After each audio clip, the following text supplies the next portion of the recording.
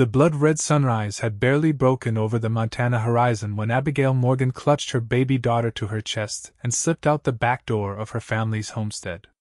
It was 1873, and at 18 years old she had made the most terrifying decision of her young life to flee the marriage her father had arranged to Bartholomew Jenkins, a wealthy cattle baron of 42 who had buried 2 wives already. The cold morning air bit through Abigail's thin shawl as she hurried toward the stables. Little Emma, just 4 months old, remained mercifully quiet, bundled tightly against the dawn chill. Abigail's heart hammered in her chest as she glanced back at the darkened windows of the house. Her father would discover her absence soon enough, and his rage would be boundless. The stable door creaked as she pushed it open, and she froze, listening for any sign she'd been detected. Nothing but the soft nickering of horses greeted her. She moved to the stall where her mare, Penny, waited. The gentle chestnut horse seemed to sense her urgency, standing perfectly still as Abigail, with practiced movements despite the baby in her arms, secured her small pack of belongings to the saddle. "We're leaving, Penny," she whispered, her voice barely audible. "And we're never coming back." Mounting a horse while holding a baby proved challenging, but desperation lent her strength. Once settled, she nudged Penny forward, keeping to a walk until they were well past the house. As they crested the first hill, Abigail allowed herself one final glance at the only home she'd ever known. The 2-story wooden structure sat in the valley, smoke just beginning to curl from the kitchen chimney as her mother started the day's cooking. Mother! The thought brought tears to Abigail's eyes. She hadn't dared tell even her what she planned, knowing her loyalty to father would outweigh any motherly protection. Abigail had seen the sympathy in her mother's eyes when father announced the arrangement with Jenkins, but sympathy wouldn't save her from a loveless marriage to a man known for his cruel temper. She urged Penny into a canter, heading west. Her plan, such as it was, consisted of reaching her late aunt's friend in a small town near the Idaho Territory. It was thin hope, but the only connection she had beyond her father's reach. The morning gave way to afternoon, and Emma began to fuss. Abigail found a sheltered spot near a creek to rest, feed her daughter, and let Penny drink. As she sat on a fallen log, the enormity of what she'd done settled over her. She was alone in the wilderness with an infant, meager supplies, and no guarantee of safety ahead. "We'll be all right, Emma," she promised, though her voice trembled. "We'll find somewhere safe." The baby's tiny fingers curled around her own, and Abigail felt resolve strengthen her spine. She would not let her daughter grow up in a household ruled by a man like Jenkins. After a brief rest, they continued. By nightfall, Abigail had covered more ground than she'd hoped, but was still far from any town. She made camp in a small grove of trees, building a tiny fire for warmth. Sleep came in fitful bursts, broken by Emma's cries and Abigail's own anxious starts at every nighttime sound. Dawn broke gray and threatening. Abigail packed quickly, eyeing the dark clouds gathering overhead. They hadn't traveled an hour before the rain began, a cold, penetrating downpour that quickly soaked through her clothing despite the oilskin coat she'd wrapped around herself and Emma. By midday, the situation had grown dire. Emma was feverish, crying weakly against her chest. Penny struggled through the muddy terrain, and Abigail fought rising panic. The rain showed no signs of letting up, and she needed shelter urgently. Through sheets of water, she spotted what appeared to be a structure in the distance. Urging Penny forward, she approached cautiously. It was a small ranch house with a barn and corral, smoke rising from the chimney despite the storm. Desperation overwhelmed caution. Her baby needed warmth and dry clothes. Abigail guided Penny to the front of the house and dismounted awkwardly, nearly falling in the mud. She staggered to the door and knocked, her knuckles weak against the solid wood. When the door swung open, she found herself facing a tall man with storm-gray eyes and a weathered face that suggested he was perhaps 30. His dark hair curled damply around his collar, and he wore the practical clothing of a working cattleman. His expression shifted from surprise to concern as he took in the sight before him a young woman, soaked to the bone, clutching a whimpering infant. "Please!" Abigail's voice cracked. My baby's sick. We need shelter. Without hesitation, the man stepped back. Come in, quick! His voice was deep, with a slight drawl that marked him as not native to the territory. Abigail stumbled inside, relief washing over her as warmth from a crackling fire reached her chilled skin. I'm Vincent Taylor, the man said, closing the door against the howling wind. Sit by the fire. I'll take care of your horse. Before she could respond, he'd grabbed a slicker from a hook and disappeared back into the storm. Abigail moved to the fireplace, carefully unwrapping Emma from her sodden blankets. The baby's skin felt hot to the touch, her usual robust cry now a pitiful meal. Vincent returned minutes later, water streaming from his coat. Your mare's in the barn, getting dried off and fed. He hung the slicker by the door and approached cautiously. The little one doesn't sound good. She's burning with fever, Abigail said, fear evident in her voice. We've been riding since yesterday morning, and the rain. She trailed off, exhaustion suddenly overwhelming her. Vincent nodded, his expression grim but kind. My sister left some things when she visited last. There's dry clothes in the chest in the back room. And I reckon I might have something that'll help the fever. He moved to a cabinet and withdrew a small brown bottle. My ma's remedy. Never failed yet. Abigail hesitated only briefly before following his directions. In the small back bedroom, she found women's clothing that, while too large, was blessedly dry. She changed quickly, doing the same for Emma, using a soft flannel shirt of Vincent's as a makeshift gown for the baby. When she returned to the main room, Vincent had a pot of something aromatic simmering on the stove. Willow bark tea, he explained. For the fever. And there's broth warming for you. Why are you helping us? Abigail asked, suddenly aware of how vulnerable they were. Vincent's expression remained steady. Out here, you help folks in need or they don't survive. Questions come later. He gestured to a rocking chair near the fire. Sit. You look ready to drop. For the next hour, Vincent moved quietly around the cabin, preparing food, bringing water, and showing Abigail how to administer tiny amounts of the willow bark tea to Emma. His competence was reassuring, his manner respectful. By evening, Emma's fever had begun to break, and Abigail found herself fighting to keep her eyes open. Take the bed, Vincent said, noticing her struggle.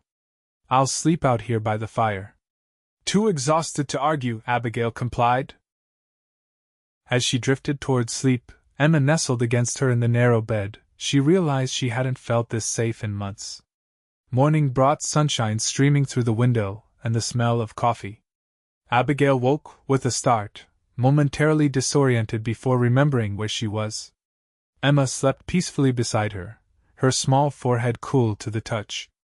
When Abigail emerged from the bedroom, she found Vincent at the stove, frying bacon. He turned at her approach, and for the first time, she noticed the precise color of his eyes, not merely gray, but the silver blue of a mountain lake. How's the little one? He asked. Better. Her fever's gone. Abigail smoothed her rumpled dress. Thank you.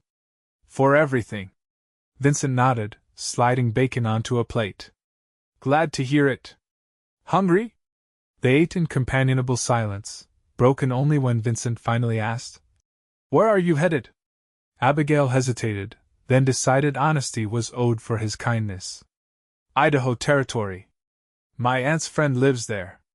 I'm hoping she'll take us in. That's a long journey with a baby. His tone held no judgment, only practical concern. Especially alone. We don't have a choice. Abigail's fingers tightened around her coffee cup. My father arranged my marriage to a man who... She swallowed hard. A man I couldn't bear to have near my daughter. Understanding dawned in Vincent's eyes. And the baby's father? Dead. Before Emma was born. The lie came easily, practiced in her mind during long nights planning her escape. Better than the truth that Emma's father had been a traveling salesman who'd sweet-talked his way into her affections, then disappeared at the first mention of her condition. Vincent studied her for a long moment before speaking. The pass to Idaho will be muddy for days after that rain. Maybe impassable in places. He took a sip of coffee. You're welcome to stay until it clears. I've got the room. Relief flooded through Abigail, quickly followed by wariness. That's generous, but I wouldn't want to impose. It's no imposition. This place gets lonely. He gestured around the modest but neat cabin. Besides, your little one should rest before another long ride. Against her better judgment, Abigail agreed.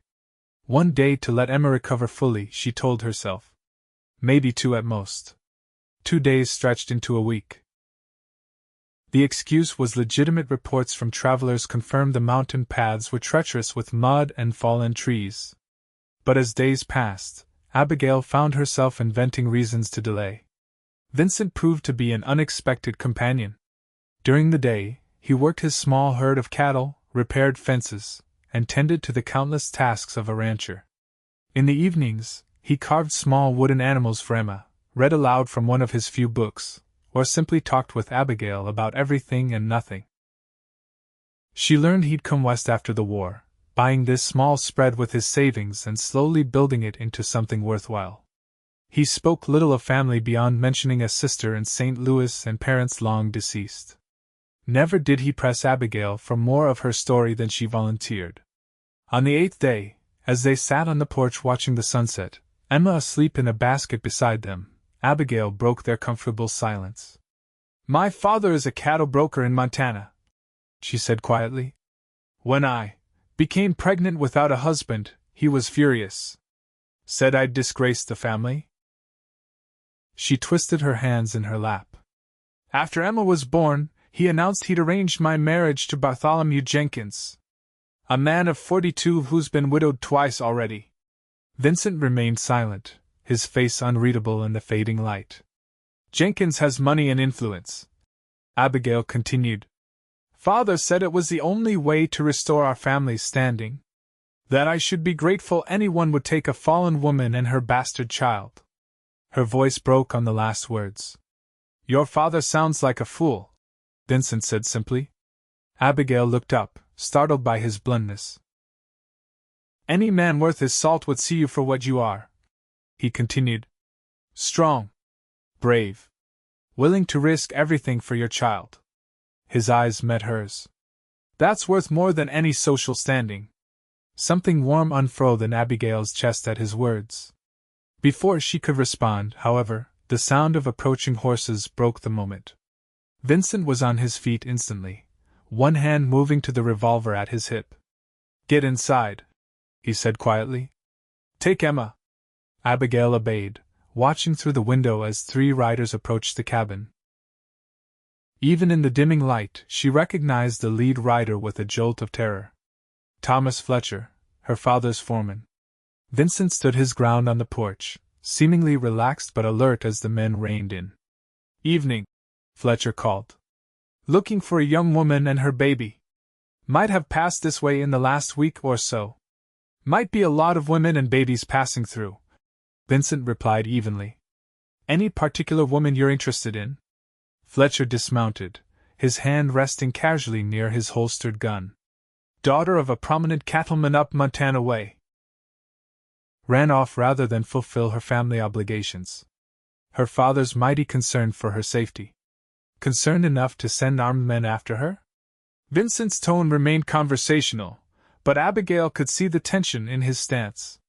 Girl's not right in the head, Fletcher said, his smile not reaching his eyes. Emotional, you know how women get. Makes poor decisions. Her intended husband's offering a substantial reward for her safe return. Vincent nodded thoughtfully. That's so? Well, I haven't seen anyone matching that description.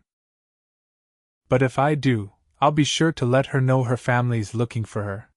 Fletcher's eyes narrowed. Mind if we look around? Just to be thorough.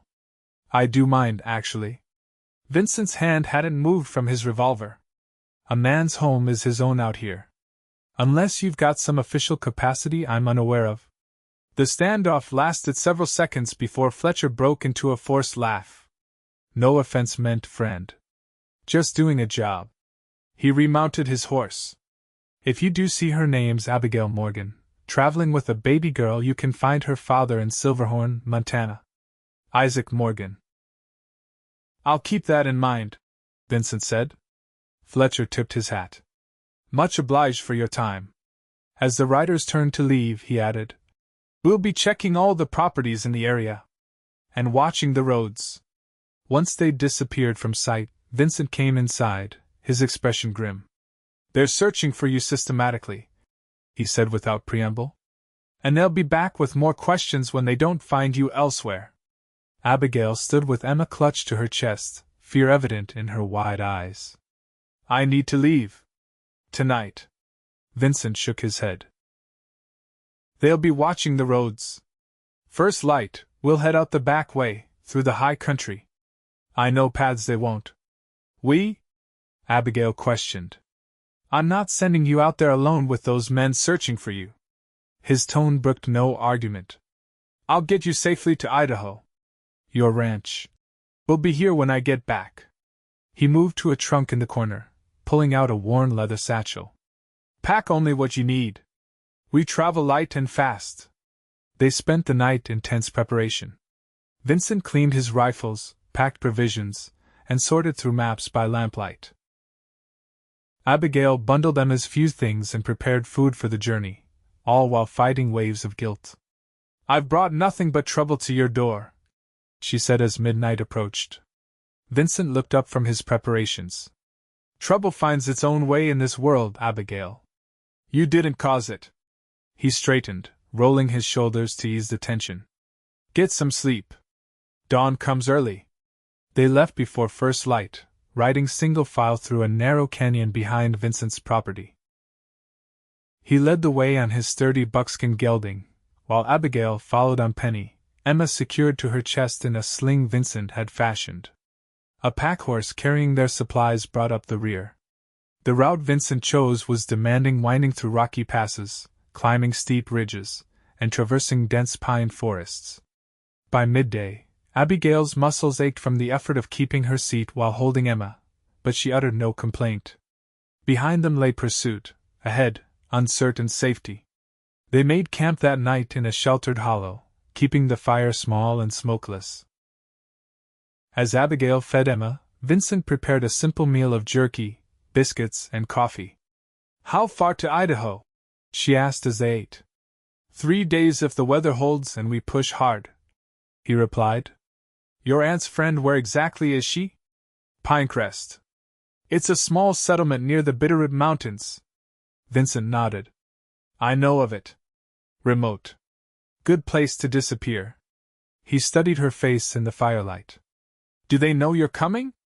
Abigail's silence was answer enough. I see. He tossed the dregs of his coffee onto the ground.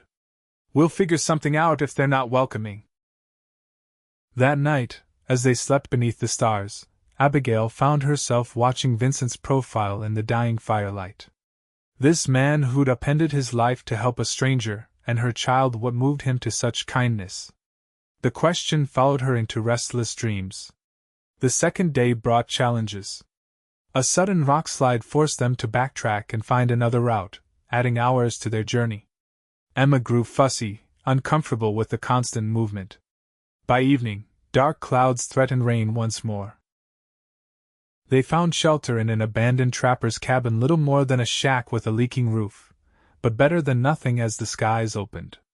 Huddled inside, they listened to the storm's fury while Emma finally slept. Why are you really helping us? Abigail asked into the darkness, voicing the question that had haunted her for days. Vincent was silent so long she thought he might not answer. When he did, his voice was soft but clear above the rain. My sister was 16 when a man of influence in our town took an interest in her. Our father, seeing advantage in the connection, encouraged it. By the time I returned from the war, she was his wife, living in a fine house, wearing fine clothes, and flinching at every sudden movement. Abigail's heart constricted. What happened to her? She died giving birth to their second child. The baby, too. His voice held old pain. I should have done something. Gotten her away somehow. But I believed what everyone said, that she was fortunate, that it was a good match despite the age difference. The bitter edge in his words cut through the darkness. I won't fail another woman the way I failed her. Impulsively, Abigail reached across the small space between them, finding his hand and squeezing it. You're a good man, Vincent Taylor. His fingers tightened briefly around hers before releasing. Get some sleep, Abigail. Tomorrow will be another long day. The storm passed during the night, leaving clear skies but muddy trails. They set out at dawn, Vincent setting a faster pace than before. By midday, they'd crossed into Idaho territory, and Abigail felt a tentative hope rising. Perhaps they truly escaped. That hope shattered with the distant sound of hoofbeats behind them. Vincent heard it first, reining in sharply and turning to listen. Riders! Moving fast! His expression hardened. Find cover in those trees. I'll lead them away. No! Abigail protested.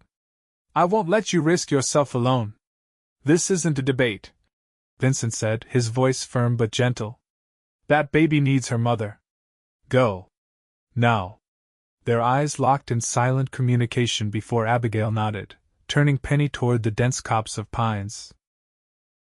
She dismounted awkwardly with Emma and led the horse deeper into the trees, heart pounding as she watched Vincent deliberately leave an obvious trail in the opposite direction before spurring his horse into a gallop. Minutes stretched like hours as Abigail waited, straining to hear over Emma's soft coos. Then came the distant crack of gunfire once, twice, 3 times. She bit her lip until she tasted blood, fighting the urge to run toward the sound. When silence fell once more, she could bear it no longer. Securing Emma in her sling, she mounted Penny and cautiously emerged from the trees, following the direction Vincent had taken. She found him a mile away, crouched behind a fallen log, his rifle ready. Relief flooded her at the sight of him unharmed. He looked up as she approached, anger flashing across his features. I told you to stay hidden, he hissed. I heard shots, she replied simply. Vincent's expression softened marginally. Warning shots only. 2 riders, not Fletcher's men, just regular cowboys who got too curious about fresh tracks. They rode off when I made it clear they weren't welcome. He stood, holstering his weapon. But we need to move. The real pursuit won't be far behind. They rode hard through the afternoon, finally stopping at dusk by a swift-flowing creek. As Vincent watered the horses, Abigail noticed him wince when reaching for the saddle. You're hurt, she said, moving closer. It's nothing. Old wound acts up sometimes. He tried to wave her off, but she insisted on examining his side, where a dark stain had spread on his shirt. This is fresh blood, she accused, helping him remove his jacket despite his protests. Beneath his shirt, she found a bullet graze along his ribs, shallow but bleeding freely. Those cowboys weren't just curious, were they? She asked as she cleaned the wound with water from their canteen. Vincent sighed. Fletcher's paying for information. They recognized me from his description and decided to collect. Abigail's hands stilled. You lied to protect me from worry. I lied because we needed to keep moving, he corrected gently. And because it truly isn't serious. As she bandaged him with strips torn from her petticoat, Abigail fought back tears. This has to end, she said quietly. I can't keep putting you in danger. Vincent caught her hand as she finished. Listen to me, Abigail. I chose this. You and Emma deserve freedom, the chance to build a life on your own terms. His eyes held hers, intense and unwavering. I aim to see you get that chance. Something changed between them in that moment, in acknowledgement of feelings that had been growing since that first rainy day. When Vincent's hand moved to her cheek, Abigail leaned into the touch, her eyes closing briefly. We should make camp, he said softly, breaking the moment. We've got a hard day ahead tomorrow. They reached Pinecrest the following afternoon, a cluster of wooden buildings nestled in a valley, smoke rising from chimneys against the backdrop of the Bitterroot Mountains. Abigail gazed down at the settlement with mixed emotions. This had been her goal for so long, yet now she felt uncertain. My aunt's friend Margaret Wilkins, she runs a dressmaking shop, Abigail said as they approached the town limits. At least, she did when Aunt Sarah was alive. Vincent nodded. We'll find her. Pinecrest proved to be a town of perhaps 200 souls, with a main street consisting of the essential businesses general store, saloon, blacksmith, and a small hotel. After inquiring at the general store, they learned that Margaret Wilkins had indeed once run a dressmaking shop, but had sold the business 3 years prior and moved east to live with her daughter in Chicago. The news hit Abigail like a physical blow. Her one tenuous connection, her only plan, dissolved into nothing. She stood on the boardwalk outside the store, Emma fussing in her arms, and fought rising panic. "What do I do now?" she whispered, more to herself than to Vincent. He studied her for a long moment before speaking. "We get a room at the hotel. Rest. Think." His steady presence beside her was an anchor in the storm of her thoughts. "This isn't the end, Abigail. It's just a change in plans." The hotel was modest but clean, and the proprietress, Mrs. Henshaw, took an immediate liking to Emma. She provided them with 2 adjoining rooms and information about the town, including news that made Vincent's expression darken. "There's been men through here asking about a young woman with a baby," Mrs. Henshaw said as she showed them to their rooms. "Offering money for information. Not a friendly sort, if you asked me." Her shrewd eyes assessed Abigail. "I mind my own business, of course." "Much appreciated," Vincent replied, slipping her an extra coin. Once alone, Abigail sank onto the narrow bed, Emma finally sleeping after being fed. "They're closing in," she said, her voice hollow. "I've run as far as I can, and it wasn't far enough." Vincent moved to the window, checking the street below. "We'll leave at first light. Head further west." "And then what?" Abigail asked, fatigue evident in every line of her body. "Keep running forever? That's no life for Emma." "I know a place," Vincent said after a moment. "A valley past the Snake River. Remote. Good land. I was thinking of buying it before I settled where I am now." He turned to face her. "It's beyond your father's reach." Hope flickered briefly in Abigail's chest before reality doused it. "I have no money, Vincent. No way to start over." "I do." His voice was quiet but firm. "Enough to buy land, build a cabin, get a small herd started." Abigail stared at him, understanding slowly dawning. "You're talking about coming with us. Leaving your ranch behind." "A ranch is just land and cattle," he said simply. "Replaceable. I can't ask that of you." "You didn't ask." He moved closer, sitting beside her on the bed. "I'm offering." In the soft lamplight, his face was open, vulnerable in a way she hadn't seen before. Abigail's throat tightened with emotion. "Why?" she whispered, though she already knew the answer. Vincent's hand found hers, fingers intertwining. "Because in a week you've become more important to me than a ranch I've worked 5 years to build." His voice roughened. "Because I look at you and Emma and see the family I never thought I'd have." Abigail's free hand reached up to touch his face, tracing the line of his jaw. "I feel it too," she admitted. "But it's happened so fast." "Some things don't need time," he said. "Just clarity." When he kissed her, it felt like coming home, gentle at first, then deepening with shared longing. Abigail melted into him, all the fear and uncertainty of the past weeks momentarily forgotten in the warmth of his embrace. They spent the evening making plans, hope rekindling despite the dangers still looming. Vincent would sell his ranch through a lawyer he trusted. They would travel west, staying off main trails, and begin anew where Isaac Morgan's influence couldn't reach. "We should marry," Vincent said as night fell, his tone matter-of-fact. "Before we start the journey west. If you're willing." Abigail looked up from where she sat rocking Emma. "Are you proposing, Vincent Taylor?" A slow smile spread across his face. "Reckon I am, though not as proper as you deserve." He crossed to kneel before her. "Abigail Morgan, I know it's fast and maybe foolish, but I love you. You and Emma both." Would you do me the honor of becoming my wife? Tears spilled down Abigail's cheeks as she nodded. Yes, she whispered. Yes. They planned to find the local minister in the morning. But morning brought unexpected visitors. The pounding on their door came just after dawn. Vincent was instantly alert, reaching for his gun as he motioned Abigail to stay back with Emma. Mr. Taylor? Called a voice from the hallway. Sheriff Adams, Pinecrest County. Need a word. Vincent and Abigail exchanged alarmed glances before he moved to the door, opening it cautiously. The sheriff was a weathered man in his 50s, with a star pinned to his vest and 2 deputies flanking him. Got reports of strangers matching your description, he said without preamble. And coincidentally, got a wire from Montana about a kidnapped woman and child. That's a lie, Abigail said, stepping forward with Emma in her arms. I left of my own free will.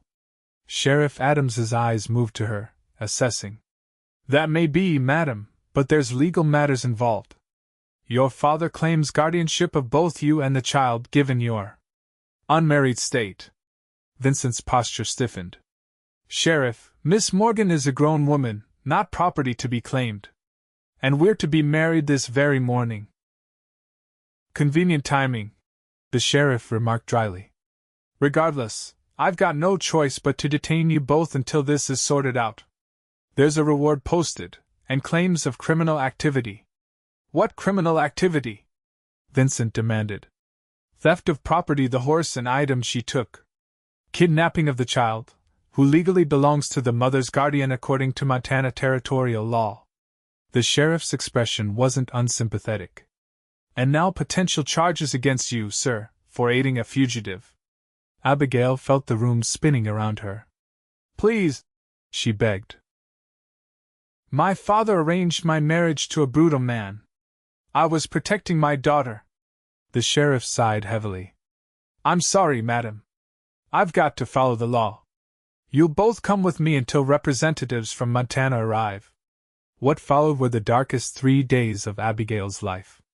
She and Emma were kept in a small room at the sheriff's house, treated kindly enough by the sheriff's wife but separated from Vincent, who was held in the jail.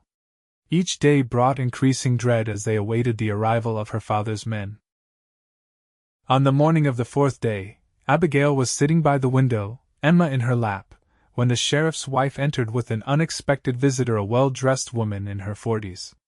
This is Mrs. Eleanor Brunswick, the sheriff's wife said. She's asked to speak with you.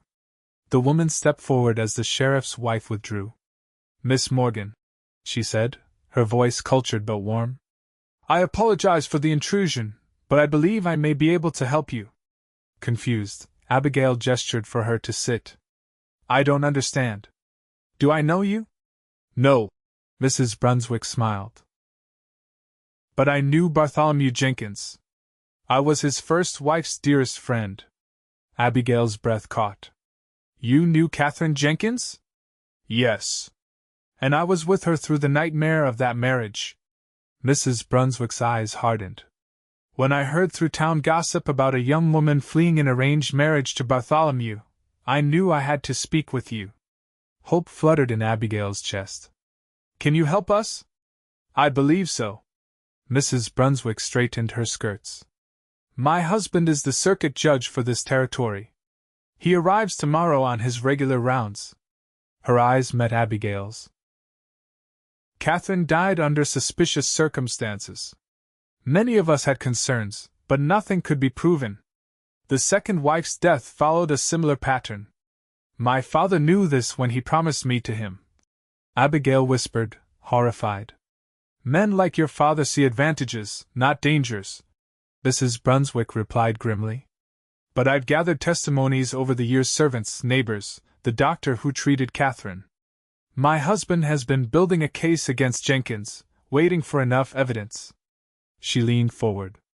Your situation may finally force the matter into the open. For the first time in days, Abigail felt something like hope. What can I do? Tell your story. All of it. To my husband, when he arrives. Mrs. Brunswick rose to leave. And in the meantime, I'll speak with your Mr. Taylor. He seems a good man.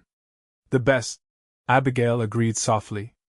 The following day brought Judge Brunswick a formidable man with piercing eyes and an imposing presence.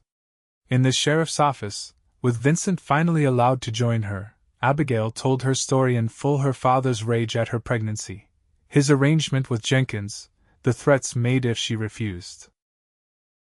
The judge listened without interruption, occasionally making notes.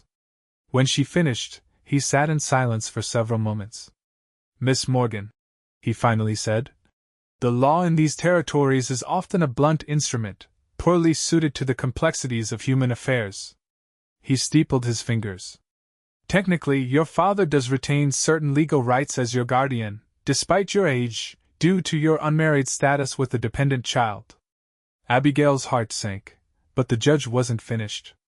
However, he continued, the law also recognizes that guardianship exists to protect, not to harm. The arrangement with Bartholomew Jenkins, given the evidence my wife has collected regarding his previous marriages, could reasonably be considered a threat to your safety and that of your child. He turned to Vincent. Mr. Taylor, you wish to marry Miss Morgan? Yes, sir, Vincent replied without hesitation. With all my heart. Judge Brunswick nodded. Then I propose the following. I will perform the ceremony immediately, establishing a new legal family unit that supersedes the father's guardianship. I will also issue an injunction preventing Isaac Morgan or his representatives from interfering with your family on the grounds of protecting the welfare of the child. Abigail could scarcely believe what she was hearing. Is that possible? It is when I'm the judge, Brunswick said with the hint of a smile. It may be challenged, of course, but by the time that happens, you could be established elsewhere, with witnesses to testify to the stability and safety of your new household. He looked between them. What say you? Vincent reached for Abigail's hand. We accept, with gratitude. Within the hour, they stood before Judge Brunswick in the sheriff's office, exchanging vows with borrowed rings and hearts full of unexpected joy. Emma, cradled in the sheriff's wife's arms, seemed to watch the proceedings with solemn approval. I now pronounce you husband and wife, Judge Brunswick declared. And may God help anyone who tries to part you. The following morning brought Thomas Fletcher and 2 other men riding into Pinecrest, expecting to collect Abigail and Emma. Instead, they were met by Sheriff Adams, Judge Brunswick, and a legally binding document declaring Abigail Taylor and her daughter under the protection of the court. Fletcher's fury was evident, but in the face of legal authority, he had no recourse but to return to Montana with the news. This isn't over, he warned as he mounted his horse to leave. Isaac Morgan doesn't give up what's his. Good thing his daughter isn't his anymore, Vincent replied evenly. She's her own woman and my wife. As Fletcher and his men rode away, Abigail stood with Emma in her arms, Vincent's protective arm around them both. Will we ever truly be free of them? She wondered aloud. We will, Vincent assured her. Judge Brunswick is sending inquiries into Jenkins' past. Your father's choice of husband may be his undoing. He kissed her temple gently. And in the meantime, we have a journey to begin. They left Pinecrest 2 days later, traveling west with renewed purpose. Judge Brunswick had provided papers ensuring their legal status in any territory, and Mrs. Brunswick had gifted them with supplies for Emma and a small sum of money to start your new life properly. The journey was long but filled with a hope that made every mile easier.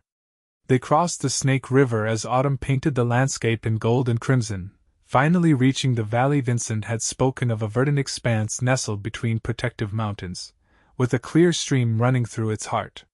This is it, Vincent said as they crested the final ridge. What do you think? Abigail surveyed the land, picturing the home they would build, the life they would create. It's perfect, she breathed. Our new beginning. With winter approaching, they found temporary shelter in a small settlement nearby, where Vincent worked as a ranch hand while negotiating to purchase the valley land. By spring, they had secured their claim and begun construction on a modest cabin that would grow with their family. News reached them sporadically from the east. Judge Brunswick had indeed opened an investigation into Bartholomew Jenkins, resulting in the exhumation of his second wife's remains.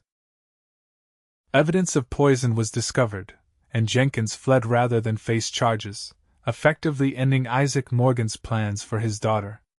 Morgan himself, disgraced by association and facing financial difficulties after cattle investments went sour, apparently abandoned any further pursuit of Abigail.